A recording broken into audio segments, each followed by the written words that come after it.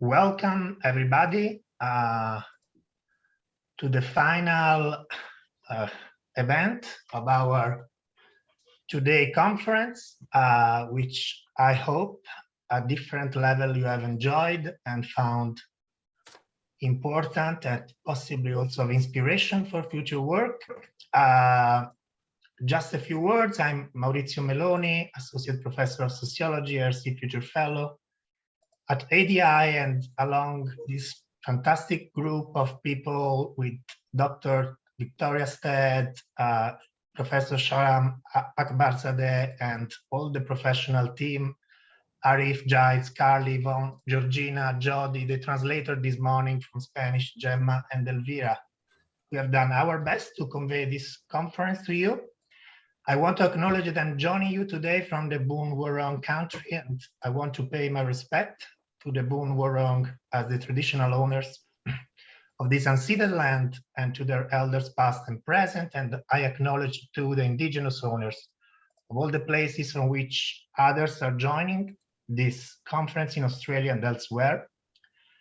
And now I would like to ask Professor Vanessa Lemm, who is a philosopher and executive dean of the Faculty of Arts and Education, to take the floor for some concluding remarks and the introduction of our next and final keynote speaker, who is Professor Deborah Lupton from UNSW, Sydney.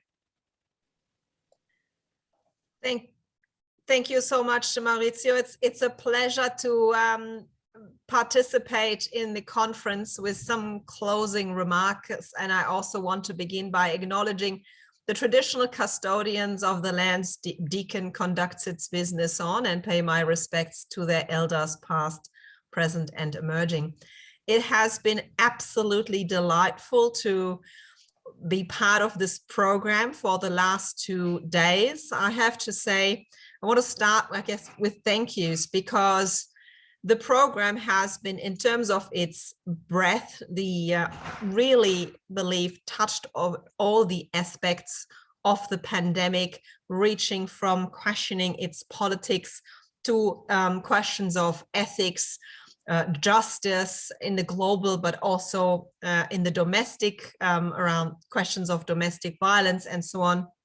We have really literally touched on every aspect that this pandemic, from mental health to marginalized impact on marginalized communities and inequities and so forth. So I want to thank the conference organizers, Associate Professor Maurizio Meloni, as well as Dr. Victoria Stead, for putting together an absolutely amazing program.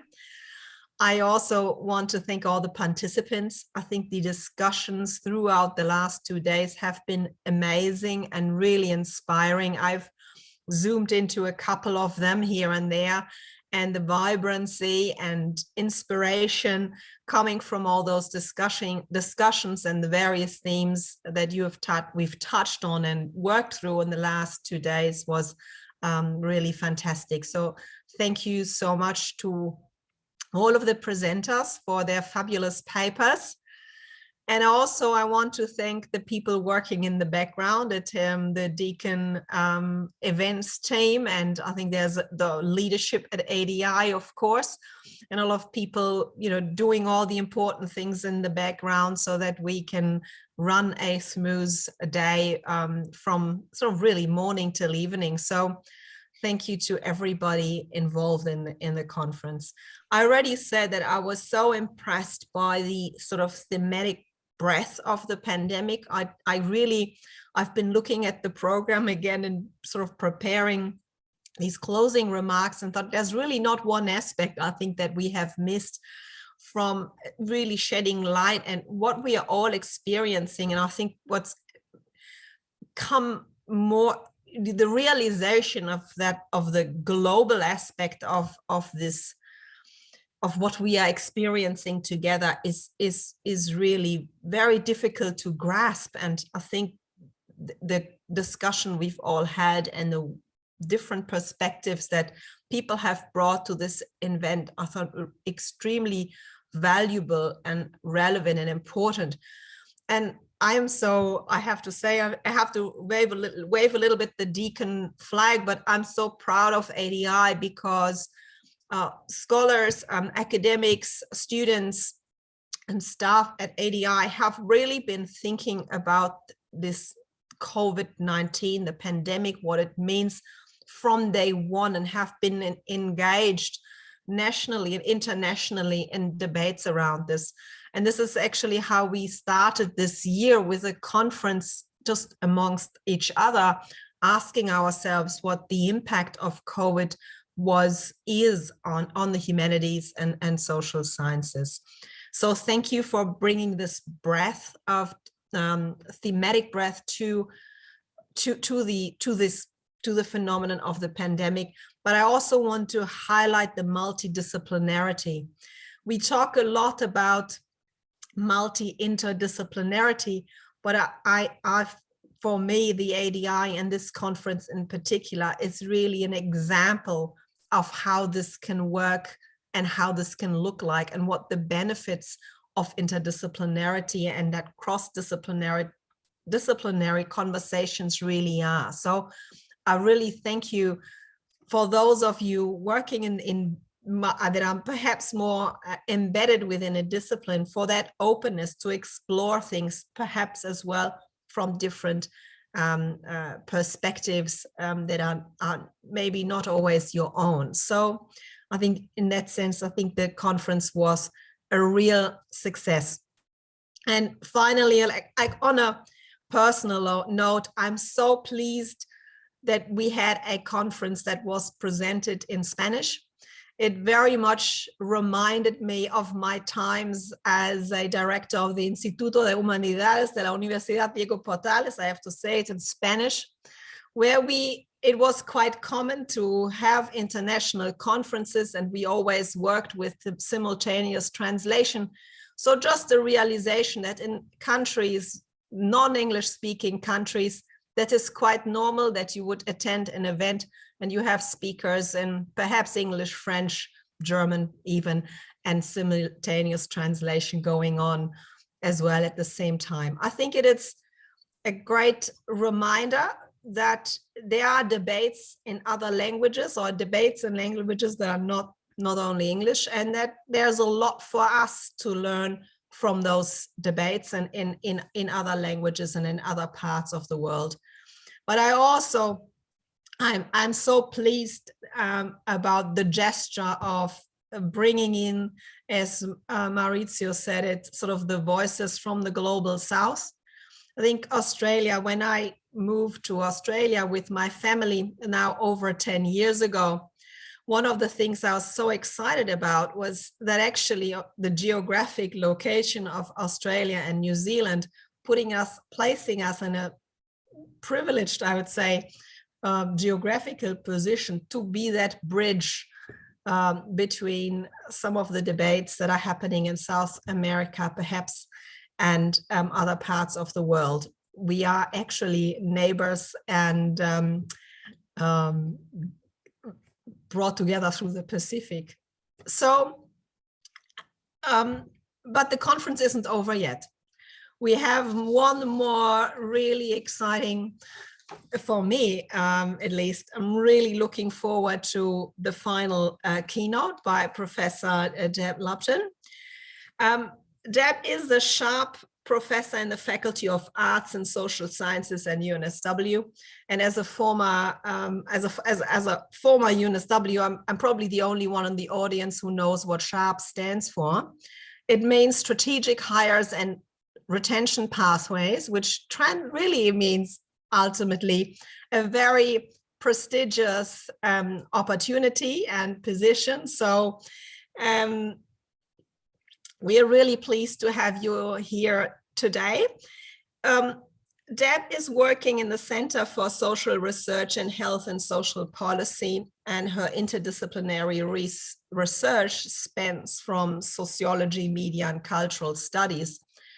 She's published already extensively on the pandemic, including the Face Mask and COVID Times, and also a forthcoming book I've just learned on COVID societies, theorizing the coronavirus crisis. Deb's keynote will address, the title is Towards an Affirmative Biopolitics, Facing the Wreckage of the COVID-19 Crisis. I'm really looking forward to hearing your presentation. As I've noted, I've been working on, personally, I'm interested in affirmative biopolitics since many, many years. So over to you, Deb, and thank you to everybody as well. I'm also handing over to Maurizio, who will be leading the Q&A at the end. Thank you. Thank you very much, Vanessa, for your introduction, and Maurizio and the other organisers of this conference for inviting me to speak. So I'm just sharing my screen.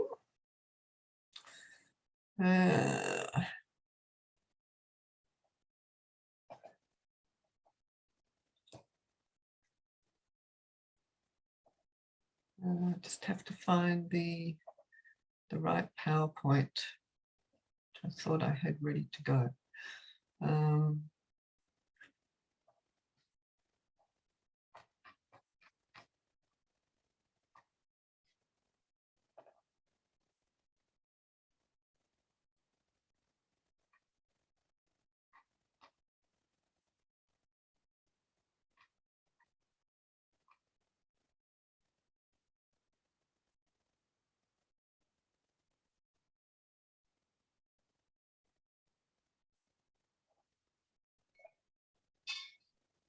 Unfortunately, it's not something we can help with. Otherwise, I'm sure Deakin event would be.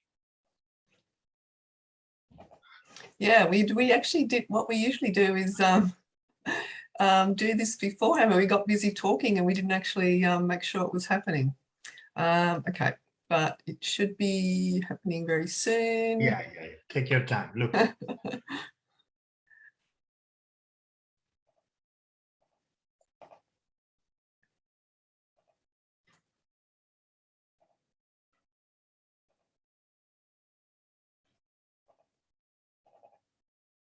How's that? Should be able to see it now? Yes, we can see that. Excellent. Thank you. Excellent. Thanks very much. So yes, thank you again for inviting me. And without further ado, I'll get on to my talk, and I hopefully it won't, it'll be quite a lively talk and keep everyone awake, because I know it's been a very intense conference. And I'll just put on my timer to make sure I don't go over time as well. So as Vanessa mentioned, I'm part of the Centre for Social Research in Health and the Social Policy Research Centre at UNSW Sydney, but I'm also run a team of researchers at the Vitalities Lab and another team of researchers at the ARC Centre of Excellence for Automated Decision Making in Society. So I'm actually wearing quite a few hats these days, but it's really great to be working with all of these fabulous teams and doing some, what I think is some really interesting research. So it's been a really great opportunity being at UNSW, which I've now been there for about 3 years. So what I want to do firstly is just to sort of overview some of my previous research, because what that meant, that my history in the last few decades of working in sociology of health and media studies and cultural studies means that I have had decades of experience writing about infectious disease and public health and medicine. So when the COVID pandemic struck us early last year, it was really quite easy for me in many ways to sort of see what the resonances were, what the implications were, what kind of challenges we might be facing, although of course I, as along with everyone else, have been surprised by quite a few of them. So I have a background in sociology, but also biological anthropology. So I've always been really interested in sort of bringing together biology with culture and society. I do have a Master of Public Health degree as well. And so I was trained in sort of public health approaches such as epidemiology and health promotion and biostatistics. And then I stayed on in the Department of Public Health in the Faculty of Medicine at the University of Sydney. So my PhD is actually from a Faculty of Medicine and the Department of Public Health. And it was on news reporting of HIV and AIDS in the Australian press. And I finished it in 1992. And that was basically the first decade after we first heard about this new, back then, the new virus that was later to be named HIV. So it was a really interesting decade in Australia and around the world, of course, in terms of that particular new infection and pandemic that was beginning to spread around the world. And I was very interested in how the Australian press reported the threat and the risk of HIV and AIDS, but also very, very interested in changes over time. So my PhD was actually sort of like a social history by documenting changes in news reporting of HIV and AIDS over those 10 years between 1981, which was the first mention of HIV, and not yet titled that, but of this strange new disease that was affecting gay men in San Francisco, and then up to 1990, which meant I looked at 9,000 news articles from every Australian newspaper. Back then, they were actually physical copies of the articles that I sorted through. But I did a qualitative analysis. It was a discourse analysis and very much a Foucauldian analysis as well of changes in representation. So that thesis was eventually published as this book, Moral Threats and Dangerous Desires, AIDS in the News Media, which came out in 1994. And then later with John Tulloch, I published a book looking at television AIDS and risk and the way that health campaigns, the famous Grim Reaper, as we see there on the cover, is one of them. But also television drama covered risk and HIV. I've also written quite a few books about embodiment, medicine, the cultural dimensions, historical dimensions of medicine and of public health. So those books, Medicine's Culture, for example, it's in its 3rd edition now. It first came out in 94 as well, followed by The Imperative of Health, which came out in 95, which was a Foucauldian analysis of the way that bodies are regulated with and through public health practices and discourses and policies. I then, 2 years after that, published a book with Alan Peterson on the new public health, which we called Health and Self in the Age of Risk, which focused more on the risk or discourses around the new public health. Then I published a book on food, the body and the self. I've been really interested in food cultures and embodiment and selfhood for quite a long time.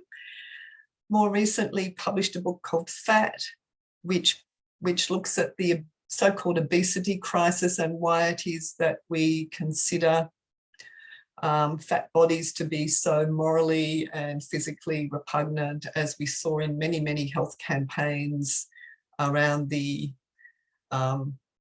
so-called obesity crisis from the late 1990s well into this century, and how people were made to feel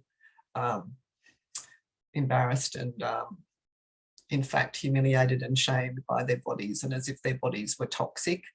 So I look at trace the history of that and why it is that we do have those practices and concepts around fat bodies.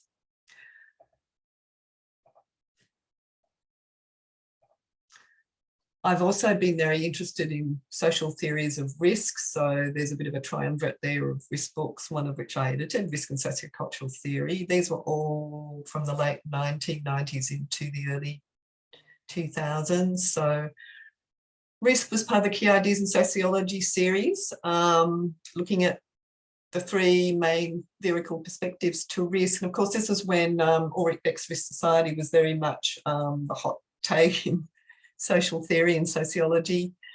Risk in everyday life actually applies a empirical approach. So we did do empirical work, again with John Tulloch, talking to people about how they understood risk in Australia and the UK. And as I said, the 3rd book is an edited collection. And more recently, I've been really interested in digital cultures, digital devices and software. So I wrote the book, The Quantified Self, which looks at self-tracking practices, mostly as they are now mediated through digital devices and software. The book Data Selves applies a more than human theoretical perspective to how we understand our personal data that are generated from our use of digital devices and online interactions. Then there's a book on digital health. I've written quite a lot of digital health recently as well. That overviews research from myself and others. And digital food cultures, getting back to my interest in food, but adding digital in there as well. So that's an edited volume as well. So all of that is sort of the background to what I've been interested in writing about over the past few decades. So as I mentioned, when we began to first hear of COVID in the early weeks of January 2020, it became pretty obvious to me that this was an unprecedented outbreak of infectious disease that was very fast, making a major impact on the Western world, including Australia. And of course, we saw early on it was countries like Spain and Italy in the global north that were very badly affected by outbreaks. And it became very obvious that in the case of this particular infectious disease outbreak, the Western world wasn't going to be immune from it. So I wrote this Medium post at the end of March 2020, a couple of weeks after the World Health Organization had announced formally that COVID-19 could be characterized as a pandemic, which announcement was made on the 11th of March. I just got busy thinking about what it is that social researchers and social theorists should be doing, thinking about what we could contribute to an analysis of the COVID crisis. At around the same time, I thought it might be a good idea to do a special issue of a journal and call for papers for that. So Health Sociology Review, in the end, when I approached them about doing a special issue, agreed that we could do that. We only had space though for a special section, not a whole special issue. So we were only able to publish 7 articles, but we did manage to put out the call for abstracts pretty quickly in March into April and select some abstracts to go forward, 7 of which were published later that year. And we did make a deliberate attempt to have a very diverse perspective offered, so not just from the global north and particularly not just from Australia. So we went through and actually we had scores of wonderful abstracts, really interesting abstracts. It was really hard to decide which ones to invite to go forward. But in the end, we chose one that focused on Mexico, one on Hong Kong, one on India, but also a comparative study looking at leadership between Canada and the US, and a study based in the UK, and one that compared people with disability and COVID in Australia and Singapore. So I'm quite pleased with the fact that it was quite culturally diverse and geographically diverse. I also have done my own empirical research. So I've got a 2-phase study. It'd be nice to continue on doing it actually and have more than 2 phases. But for the moment, there's been 2 phases. So each phase involved 40 adults interviewed by telephone dispersed around Australia. And it's not a longitudinal study, so they're different groups of 40 adults. They're separate groups. The first phase was in May to July 2020. So that was the time at which Australians were going kind of just at the end of our first national lockdown and just beginning to come out of our first national lockdown. And for those in Victoria and Melbourne, they were just about to enter into their second major lockdown towards the end of that period. And the second phase is September, October this year, so very, very recent. And I've just got the interview transcripts in the moment. I've been going through them over the last few days. It's really quite interesting. There were some similar questions asked in both phases, but some different ones. So the second phase, of course, I decided to have more questions about people's experience of COVID testing and vaccines, which weren't really, especially vaccines weren't an issue back in the first phase. And I'm really getting a lot from looking at how the diversity really of, because it does involve adults from every state and territory in Australia, both phases. So it's really quite interesting to look at the sheer specificities and diversities with and between just regions and states, let alone compared with other parts of Australia.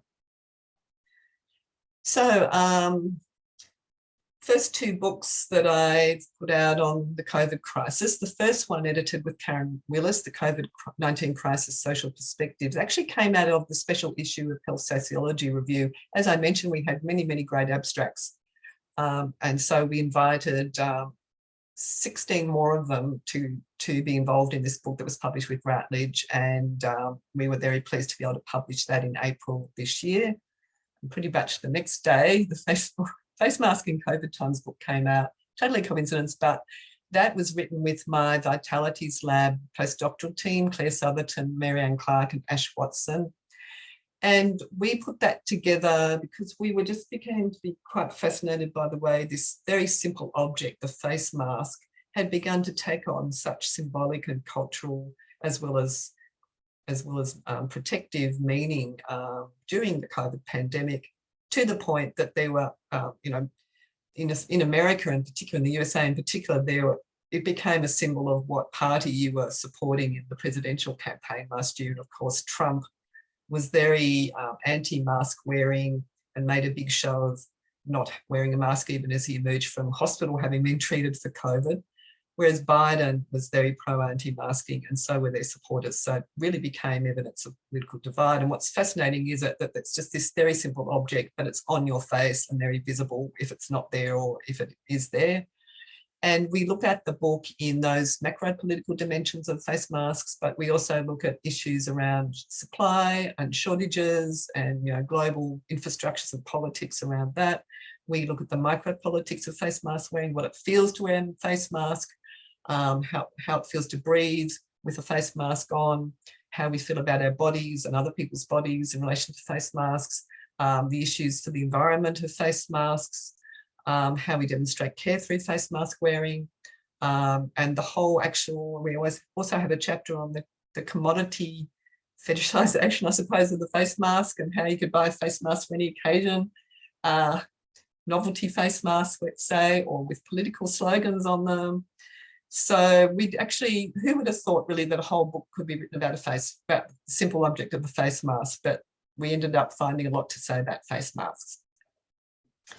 So the new book is coming out in early April next year, so it's obviously in production right now. And what I'm doing in this book, COVID Societies, Theorising the Coronavirus Crisis, is what I trying to do with this book is look at the crisis globally from major social, cultural perspectives, theoretical perspectives, and really give lots of empirical examples from different global contexts to really illustrate how the theoretical approach can be applied to understanding the COVID crisis and how it affected people in different ways and social groups in different ways and nations in different ways, because we all know very well that has been the global experience. It's been incredibly diverse. So what I do in this book is I start off, just after the introduction, I start off with looking at the histories and narratives of contagion, because I think that's really important. What I've noticed with a lot of other people's writing who perhaps don't have a background in the sociology of medicine and public health is that COVID responses and COVID experiences have been written about almost as if they're quite unique and ahistorical. But of course, there's a lot of very interesting and important work that goes back into the past and looks at the history of pandemics and infectious disease from Roman times onwards, really. And there's a lot we can learn about, say, how cultures dealt with the plague during the medieval times, because in many ways there's quite a lot of resonances in terms of how we deal with quarantine, for example. A lot of practices have stayed on since then.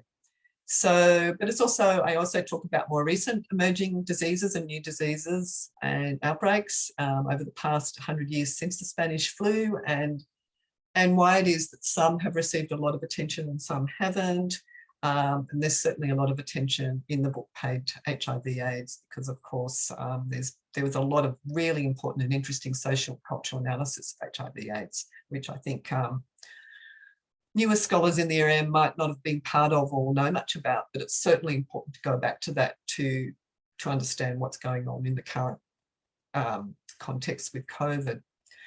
The second chapter looks at the macro politics of COVID, so it is very much a pretty straight political economy perspective, drawing on Marxist theory and people who have worked with Marxist theory to engage in post-colonialism theory and critical race theory and feminist theory and crip politics and those kinds of analyses which look at the macro structural dimensions of COVID. And of course, as we know, and I know a lot of people in this conference have talked about, what became very obvious very early on was the way that existing social inequalities and injustices and marginalizations and stigmatizations were very much exacerbated by the crisis.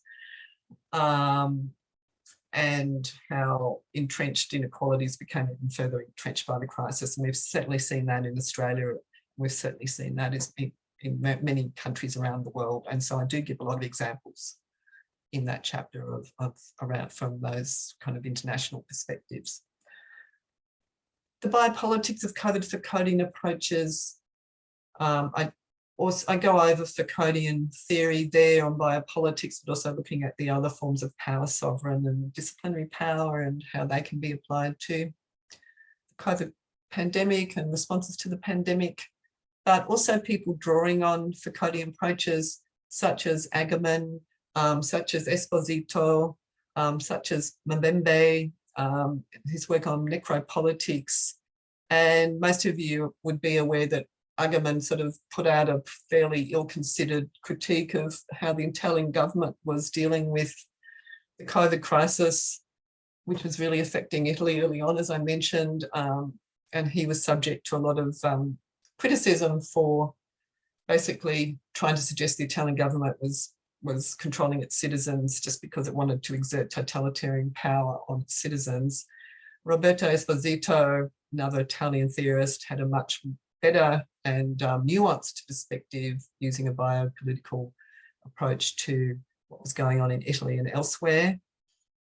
And Mbembe, of course, and people following Mbembe's work on necropolitics pointed out the racial politics around the biopolitics of COVID, which of course are really important to emphasize and be aware of. The chapter on risk and COVID goes back to my risk theory roots, which I have kind of haven't written a lot about recently, apart from doing a second edition of the risk book a few years ago now. And it's interesting to see that Beck's work, for example, has fallen out of fashion. You don't really, I mean, back in the 90s, it was Beck this and, you know, Risk Society that, but you don't really hear much about Beck's work anymore. What I try to do in this chapter is sort of recuperate his work. Of course, he died, unfortunately, before COVID, so he was unable to use his own approaches to theorize COVID. But what I try to do is show how well or not well some of his concepts. I think his theory of cosmopolitanism is quite interesting because that brings in the tensions between seeing oneself as a world citizen, but also reverting to nationalism in times of risk, which Beck did talk about quite a lot in his work on world risk society. So I raised those issues in that chapter.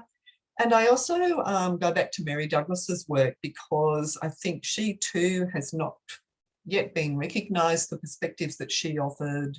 Again, she's a late academic, so she's not around to write it herself, but I think she too has much to, her work has much to offer on understanding, particularly the symbolic divisions between self and other and boundary making and borders, and the symbolic nature of deciding that some groups impose a risk, some groups are risky.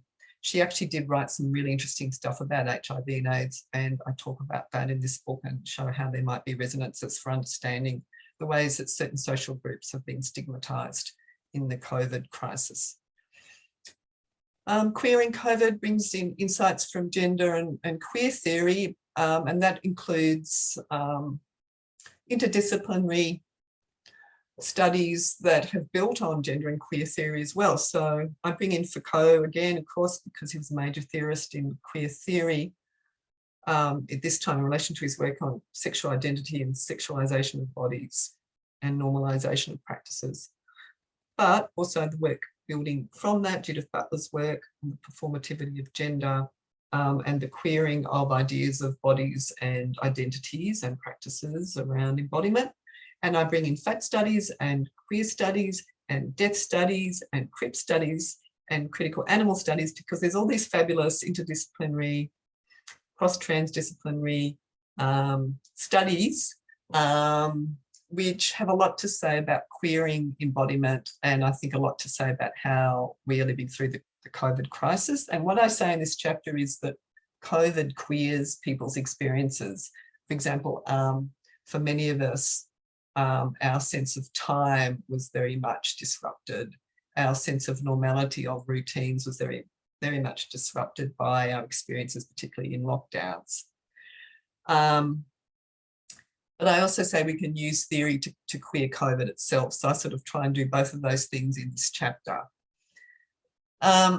Again, challenging ideas of normality and what it means to say we are entering into new, what will be the new normal. So that's where I find queer theory really important there.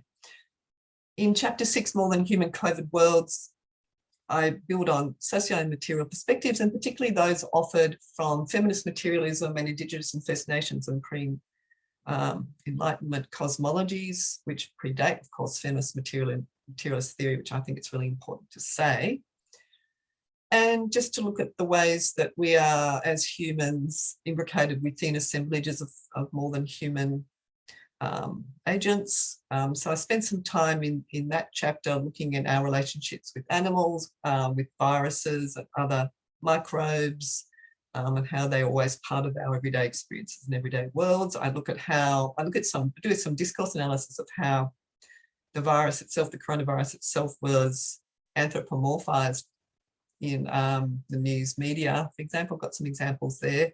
I look at how the wet markets of Wuhan were very much portrayed as a more than human environment in which, disease festered. There was very much of dominant discourse at least in Western news media reporting of the emergence of COVID. So there's a lot of interesting things there to say about the cultural, metaphorical and representational ways that we think about SARS-CoV-2.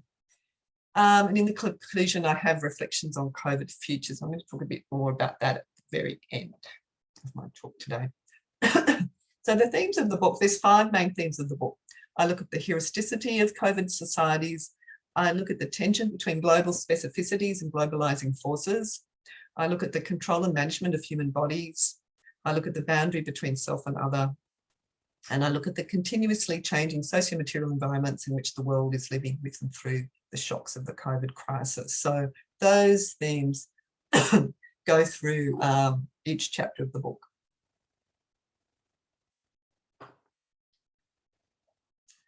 So as part of my continuing analysis of the COVID condition, COVID societies, what I've tried to do is also look at popular culture and also take my own photographs. And I'm actually working on an essay at the moment that looks at a visual essay, which looks at the socio-materialities and spatialities of COVID through the lens of my smartphone as I've moved through my own physical world. So these are the kind of COVID campaigns that Australians have been exposed to. And we could spend a lot of time looking at the metaphorical representations and the risk groups and the way that risk is talked about, but I don't have a lot of time right now. But this ad here on the right that shows young people with this purple, spreading this purple phenomenon, which is meant to be the virus, and putting their parents at risk, I thought was quite an interesting way of stigmatizing young people and representing them as sort of pathological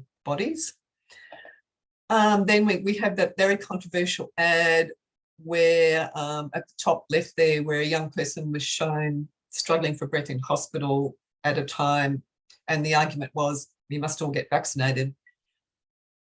At a time in which young people weren't able to get vaccinated, there weren't enough vaccines for them. In fact, they weren't even in the priority groups. Then we have ads about, it's our best shot to travel and all these arm your family. Of course, the fact that this notion of the military metaphors, which of course have pervaded campaigns against, itself a military metaphor, the campaign against infectious disease forever, basically. It was interesting to see them pop up again. Then these are the images that I took of my local environs as I was walking in and through my own COVID world. So this sign there on a park in Canberra, you can all you can see is trees and grass, but there's a sign there saying keep away from other people. I thought was quite interesting. It wasn't hard to keep your distance, but we were told we had to, just in case. Then of course, the going to supermarkets and seeing certain commodities being denuded from the shelves. Toilet paper was the one that we all heard most about. Going on public transport and just seeing how spaces were demarcated as safe or unsafe and where we needed to put our bodies. That image on the left is my local gym, where they actually taped squares on the floor to show us where our 4 square meters that we're able to exercise in. Then at the top, the various, again, commodities that became everyone's essential, cabinet in their bathroom, the face mask, the wipes, the toilet paper, the soap. The wonderful COVID Safe app, which was totally useless but cost the government a lot of money, and which they use very symbolically as supposedly getting us out of lockdown, but ended up being doing nothing. I'm quite fascinated by just all the signage. So this signage I took not long ago at the left on a building site, and just the sheer, these are for building workers who could, and they had to basically stop, you must do this. So many different injunctions for people to go and do their work on a building site, and the kinds of mask wearing, advertising we've seen, and also checking with QR codes, wearing a face mask, and again lots of signage telling people what to do in a public space to keep everyone safe from infection. Testing clinic signage. I took this one in the middle because I thought it was quite sad, really. Poor old Flight Centre. It's got this, this week's hot airfares, and of course there's nothing there. It's completely blank. It's still up on the window. It's been there for months. In fact, more than a year. Just documentation of how we could go nowhere, and how the travel industry was completely disrupted. Then I've been taking some photos of face masks discarded in some interesting places. So this was actually in a national park on some rocks near a creek. Someone threw their face mask there. That image on the left is me walking along with my face mask, ready to put it on when we had to wear them outside. We're supposed to wear them outside, but I only put mine on when I saw another person, because again, I could often be walking and see no one. So I was ready to put it on and off as soon as another person came to sight. More commodity culture around vaccines. These are cakes with vaccination looking objects in them, injecting objects, and a sign actually taken down the far south coast in New South Wales: the unvaxxed can enter in order takeaway only, no dine-in. So basically the new signage that we're getting now about vaxxed and unvaxxed and what they're able to do in spaces. And also, of course, popular culture around the premiers. The premiers became very well-known figures with their daily conferences, and you can actually buy certain items to show your dislike or I guess liking of the various premiers and to support them. And I've put together this table thinking about just all the, one thing we have learned is just the sheer complexity of controlling COVID. And there's really this shouldn't be like just this table. It really should be showing intersections and arrows between all of these phenomena, because of course they are all in a massive assemblage that's constantly dynamic, constantly changing, but there's just so many dimensions to people's experience of COVID, and also efforts to control COVID that have really challenged us at every step along the way, really. Now, this is my fabulous COVID word cloud that I put together today that I'm very proud of. It's actually, I made a word cloud out of all the abstracts at this conference because I was interested to see what the main themes were in the conference, what was coming out, what people were discussing in an easy visual way. And I took out obvious words like COVID and crisis and pandemic because, of course, there'd be a lot of those in people's abstracts and titles. And I did take out words like papers and abstract, of course, and university. So in case you're wondering what all your abstracts kind of look like visually in a word cloud, in the shape of a coronavirus, this is what the sort of main things that have been coming out in this conference. Care, economic, public, social responses, communities, global, communities, health. Oh, there's communities twice, that's interesting. Health, biopolitics, justice, new, historical state, change, place, governments, political, And Vanessa did allude in her introduction and preamble to some of these issues coming out. So it's interesting just to use this word cloud to see what were the main points of discussion across the conference over the last 2 days. And just to finish up, so I have some thoughts about where to go to from here. I've talked a lot about what I've written about thus far. And in terms of where might be sort of interesting directions to go in for people who are social researchers and social theorists, which are all the people at this conference. And my title did refer to an affirmative biopolitics, which does build on Roberto Esposito's phraseology, affirmative biopolitics. And what I do like about his work is he does, particularly when he's talking about COVID, he does weigh up the nuances. He does weigh up the pros and cons. He's not all about sort of repression, which is a very simple take on a Foucauldian biopolitical approach to COVID. He does talk about the fact that the tensions that need to be juggled between the state, protecting the public health, but also without stifling individual freedom. And of course, that has been a tension that all governments throughout the world have had to juggle throughout the pandemic. But using the term of affirmative biopolitics, I also want to gesture towards Rosie Braidotti's work. She actually uses she doesn't really talk so much about biopolitics, but she talks about affirmative ethics and how social theorists or philosophers should not just totally be about critique. They should also be talking about an affirmative ethics, i.e. where can we go from a critique to talk about how we can talk about possibilities for human flourishing. And being a post-human philosopher, she also talks about more than human or post-human flourishing. And so I've got this, well, in my title, I've said here, we have never been only human. Of course, that's playing with Latour's phraseology about modern. We've never been modern.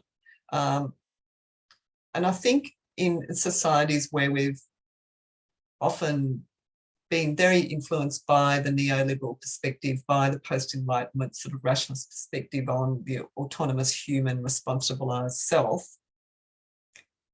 we forget that that is quite a new, recent way of thinking about our bodies, about ourselves, about our relations with other humans, but also with non-humans. And you don't have to go too far before the Enlightenment to look at the way that we did in Western societies think in a far more than human way about our bodies as being open, far more open to the world, inevitably, and far more part of more than human engagements and assemblages with other humans, but also with space, with place, with objects.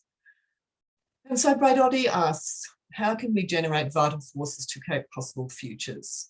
And I'm really interested in the vitalities and the vibrancies that are generated with and through the agents that we as humans come into contact as we move through our everyday worlds. And what I'm interested in is what could bodies do during the COVID crisis, which we're still in, of course. It's not as if we're out of it yet. We're in it right now. But I'm interested in what could and what can bodies do during this crisis. How did people cope? What made them feel at risk, or what made them feel safe, and what mattered? So I do talk about this in the COVID Society's book, but also in the journal articles I've been writing out of that study I talked about on Australians' experiences of COVID. I talk about, with my collaborators, my co-authors, I talk about, for example, how people with mental health conditions manage to cope during COVID. I talk about how people with chronic health conditions manage to cope, or just people who don't have those conditions, but what helped them. I'm not just interested in what was bad for them. I do look at that, or how they suffered, and of course many people did suffer in one way or another, but I'm also really interested in identifying what capacities were opened up with and through other agents, whether it be natural environments, whether it be companion animals or other animals, whether it be practices such as gardening. I'm really interested in those dimensions of more than human capacities. And so I'm interested in what worked and what can we learn. I should say that this image I've got there on the left, I took at my local park. it was a fallen tree and someone had carved those words into it. So I thought that was a really interesting, more than human encounter. I think acknowledging and recognising our and others' vulnerability is a really important part of coming out of this crisis, and being sensitive to others' vulnerability as well as our own, and acknowledging that is really important. And that's something that did come out in the interviews that I did with Australians. People did feel very vulnerable. They still do feel very vulnerable. It was interesting, even with people in the latest interviews I did, even people who'd been double vaxxed still did feel at risk when they're out and about public spaces. They haven't yet got to the point where they're feeling safe about encountering other people necessarily. Connecting the dots. So I think it's really important we acknowledge that the COVID crisis is very much part of other social transformations and other more than human assemblages like climate change and racial gender politics and human and living thing relations, and how pathogens are part of that. Acknowledging more than humanness is part of that, so the implications for more than human flourishing. So not just acknowledging what's important for people, but also important for other species.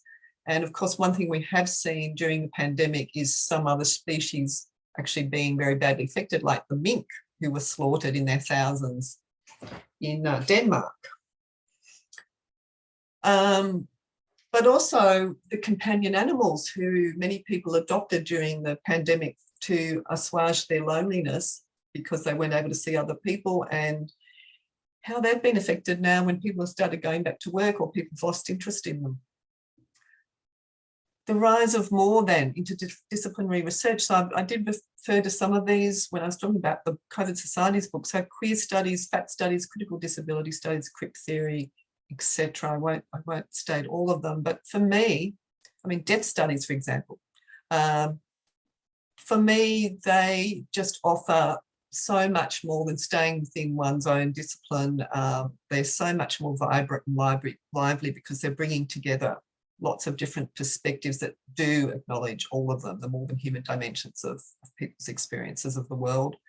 And First Nations knowledges, I've noticed, have just become more and more valued since we've seen the effects of the Black Summer bushfires in Australia, but also since we've seen the effects of the COVID crisis. So that's a really positive step that I'm seeing, and I'm certainly doing my best to read up as much as I can on First Nations knowledges and cosmologies and philosophies, not just from Australia, but from other First Nations peoples around the world, and finding them really helpful in my own thinking.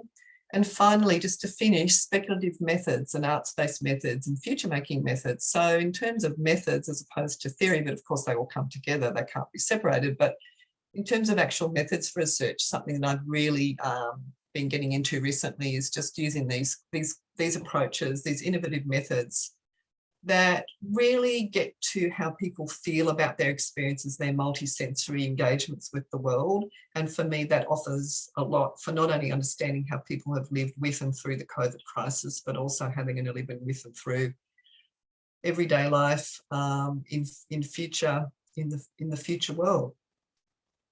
So thank you very much, and I look forward to your comments or questions. Thank you very much, Deborah. That was really wide-ranging, exhaustive, and probably even encyclopedic. So I think there is quite a lot here to say and to be said, although I'm also conscious, and this is not surprising considering that the chair of this session is Italian, that we're running quite late on the schedule as well. But I will gather a few questions through the usual way, either raising your hand or texting in the chat box. And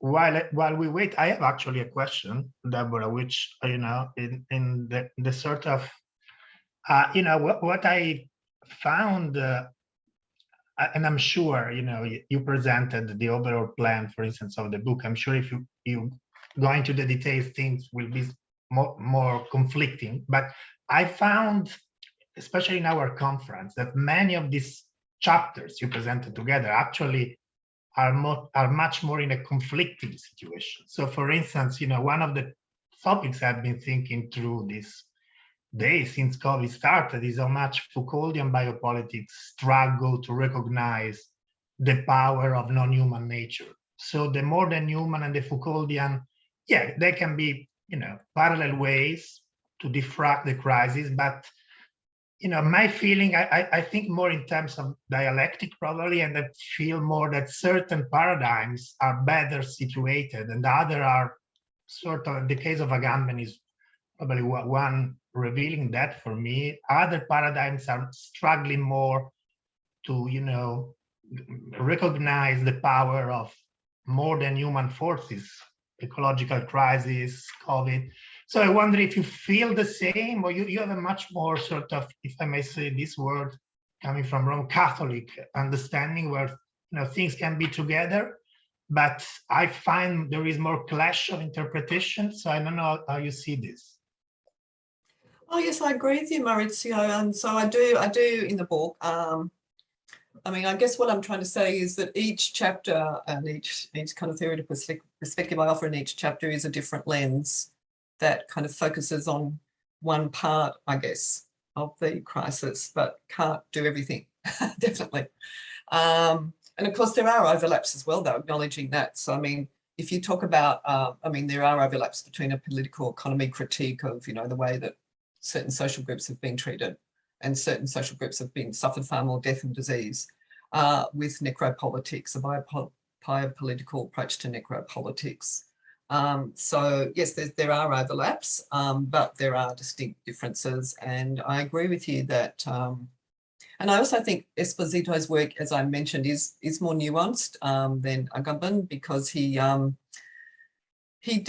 actually also talks about the macro politics. When he talks about an affirmative biopolitics in his work on COVID, he does draw attention to the disadvantage. He does talk about socioeconomic disadvantage and the importance of, in human flourishing, of acknowledging and supporting socioeconomic disadvantage. So I think he brings those two perspectives together as well. He's almost got a Marxist orientation to a Foucauldian biopolitical approach when he talks about COVID, at least. What I do say in the book too, which I find something I talk about in the conclusion, is that people in the West aren't used to living through prolonged crises. We've been through crises, of course, as has everyone. Financial crises, climate crises, bushfires, and the rest. But we're not used to one that affects our everyday life so intensely for such a long period of time. We're used to coming up with a solution, or the crisis stops. When I think we're struggling in the West to get back that sense of ontological security, from Giddens' phraseology. And we're really floundering around with this continuing uncertainty that we are not used to. Of course, in low-income countries and countries that are rent by war, they are used to a sense of continuing crisis, continuing uncertainty. Or even pockets of social groups within wealthy countries are used to that, of course. Very highly disadvantaged people are very used to that, but well-off, high-income groups in high-income countries, we are being kind of shaken to the core in some ways by the fact that the certainties of modernity have been really shaken for us. And I think this the notion of fate has really, talking about Roman Catholicism, the notion of fate has really not so much necessarily religious ideas in secular societies, but I think we've been having to confront that fate, chance, that we can't always control our destinies in the ways that we've been acculturated to think about in this late modern sort of neoliberalism political context that we are living in high-income countries. Thank you, Deborah. And I'm not sure this is really a question. It is at the end, Ashley Cunningham. She was asking about the visual documentation, how you're going to use that in your work. if it's already in the publication, or it's part of the social material analysis, I suppose. It was ethnographically very interesting. So perhaps you can say more about this. Yeah, I'm just reading her comment. So yes, I am working. I briefly mentioned I'm working on a visual essay, bringing some of those images into the essay, and just I'm going to frame it through the theory of affective atmospheres. And I want to talk about I want to use the images to represent the affective atmospheres. Of course, from my own perspective, I'm the one who was in that space and took those photos. So it's that's what I'm going to be talking about, that kind of notion of moving through those spaces and how affect comes together with the socio-materialities of those spaces. So yes, I'm working on that right now. But I mean, what I've also found really great about documenting the crisis from the beginning visually is that it was, I've also been able to use it in blog posts and things. And presentations like this one. Sure. So, and I should just mention too, for those who are really interested, museums around Australia and libraries, state libraries, are collecting these kinds of materials. So I've actually uploaded mine to one of the state libraries, and they're collecting other people's materials, visual materials and artifacts. So there'll be a wonderful archive there for people. Sure. There already is, but they're still working on it. The National Museum of Australia, for example, has got a wonderful archive of people's experiences and stories and images. So it's fantastic. We've got all this stuff that we'll all be able to work on with. Absolutely. Thank you, Deborah. So I think, it has been an incredibly intense 2 days. I'm very conscious it's Friday, 4:35 p.m. In a different world, we would have now a nice drink together and probably, have more capacity to address and expand on so many topics. And unfortunately, this cannot happen this year. Hopefully it will happen very soon. So I think it's time for me to wrap it up and actually leave the floor for a few final words to our director, Professor Fethi Mansouri. And with this, thanking you again, Deborah, for this exciting talk, and Fethi is here. Thank you very much, Maurizio, and wonderful to really end this really exciting conference with a fantastic keynote from Deborah. I just wanted to have a vote of thanks for colleagues who worked extremely creatively to really put this wonderful conference together. I remember in many ways the way we organized this conference reflects some of the politics and some of the tensions that we've been discussing over the last 2 days. Initially, really, we wanted to reflect on the role of social science in trying to understand and deal with some of these challenges that we were faced with in the context of COVID. Some of those challenges were captured quite powerfully in that word cloud map that Deborah generously shared with us in terms of justice, global care, probably missing interdependency and interconnectedness. But nonetheless, a lot of those challenges in many ways also shaped the way we thought about this conference. And we initially wanted an in-person kind of conference where, as Maurizio shared with us, would have been wonderful to really intermingle and talk and exchange and have casual conversations. That wasn't to be because of COVID. Then we thought maybe a blended conference would be really the way to go. And then I think 2 weeks before the conference, Tori, we decided it's going to be an online virtual conference. And that really in many ways captures the moment that is COVID in terms of how everything needed to change and pivot towards dealing with an immobile, if you like, at least socially, but nevertheless connected in many other ways. And I'm really left to reflect that whilst we are in a privileged situation in the global north, even though geographically we are in the south, and we're able to utilize digital capacities to do these things, we all remember early last year, more than 1.3 billion kids needed to go and switch to online schooling. And the majority of kids in the global south were not able to do that because of the lack of digital capacity in those societies. So there are many challenges, obviously, that we've lived through in this COVID crisis, even though we are critiquing the notion of crisis itself in terms of who decides what is a crisis and what are the assumptions behind that. But nonetheless, I do borrow from you, Deborah, in terms of the affirmative ethics of biopolitics to say that in the Alpha Deakin Institute, we also take an affirmative epistemological approach, that in addition to critiquing, we like to engage in trying to at least imagine what kind of solutions we can really come up and work through together in terms of at least understanding and providing the foundations for a more informed discussion about COVID. But I really want to finish off by acknowledging the absolutely stellar work that my colleagues Tori Stead and Maurizio Meloni have done together in really leading us in terms of framing this conference, identifying the potential thematic panels, the speakers. There's a lot of other support, of course, from other colleagues, Sharam, Emma Caval, and others, and in particular the professional team in the Institute, who I think worked as an amazing team to really put together a wonderful conference. I really enjoyed it. It's been one of the best, I can say this.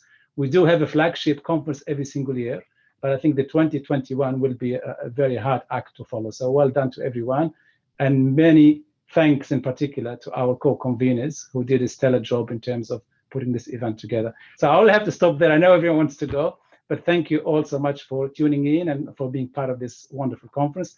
And stay tuned for the next one, hopefully in 2022. And may we all be able to do something in a more normal manner in the future. So stay safe wherever you are, and stay tuned to more ADI news. Thank you very much.